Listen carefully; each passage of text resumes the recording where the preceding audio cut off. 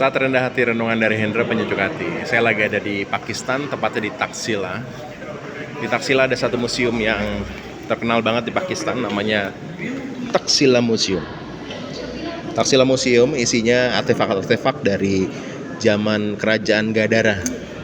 Jadi kerajaan Gadara dipercaya sebagai kerajaan Buddha dan banyak sekali artefak-artefak Buddha di sini ditemukan.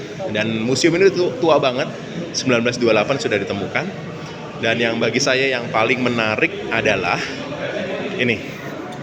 Yang paling menarik tuh ini. Ada ini nih, salib ini. 1935 ia ditemukan dan dipercaya sebagai salib yang usianya itu sama zaman Tuhan Yesus. Dan ada ini. Ini ya, situs yang ditemukan berbahasa Aram. Bahasa Aram itu bahasa siapa? Bahasa Tuhan Yesus. Dan itu abad-abad pertama, abad ketiga before Christ. Dan ini menegaskan bahwa penyebaran kekristenan itu sudah sampai di India, di Asia Selatan. Dan siapa yang menyebarkan? Yang paling dipercaya adalah Rasul Tuhan Yesus, murid Tuhan Yesus namanya Thomas. Kenapa Thomas sampai di sini tadi? Karena ada bahasa Aram yang ya bahasanya zaman Tuhan Yesus juga, ya. Yang mungkin itu yang bisa membuat komunikasi jadi lebih mudah. Dipercaya Rasul Thomas kesini untuk menjadi seorang tukang kayu, membangun salah satu istananya kerajaan Gadara. Singkat cerita, Rasul Thomas bukan yang ngebangun, malah nyebarin Injil. Lalu dia ditangkap dan akhirnya dihukum mati.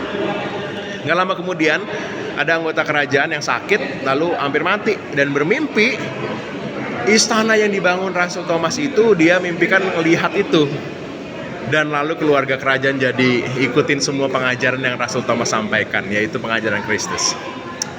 Saudara kalau ingat kisah ini ya, dan membandingkan Thomas yang dikenal sebagai murid Yesus yang gak percaya, Yohanes 20 ayat 29. Yesus sendiri ngomong ya, karena kamu telah melihat aku, kamu percaya. Berbahagialah mereka yang tidak melihat tapi percaya. Saudara, saya mau mengatakan begini, seberapapun saudara dikenal mungkin dengan masa lalu yang buruk, mungkin seperti Rasul Thomas yang gak percaya kepada Kristus, tapi ya dampak yang utama adalah saudara mati sebagai apa? Apakah pengajaran Kristus makin dikenal karena saudara? Maka hari ini saya mau ajak, buka hatimu, gak peduli masa lalumu kayak gimana.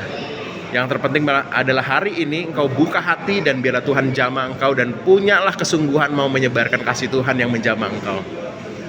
Dan semoga banyak orang mengenal Kristus seperti apa yang dikerjakan Rasul Thomas. Tuhan Yesus berkati.